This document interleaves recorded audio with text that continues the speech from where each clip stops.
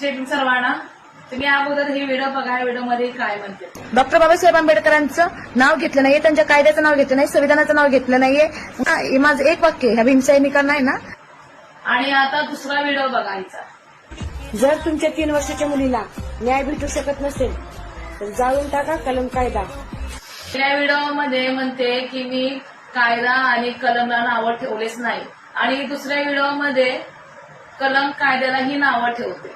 म्हणजे कसं आहे माहितीये का, चोराच्या उलट्या बोंबा अशी गत आहे तुझे. मी तुला एवढंच सांगते, एक लक्षात ठेवत जा. कलम का बादशाही एकच संपूर्ण भारत देशाला माहिती आहे, ते पण विश्वरत्न डॉक्टर बाबासाहेब आंबेडकर. आणि तू कायद्याला पण नावं ठेवली आहेस या व्हिडिओमध्ये. तर कायदे पंडित, कायदे संविधान निर्माता विश्वरत्न डॉक्टर बाबासाहेब आंबेडकर हे आहेत.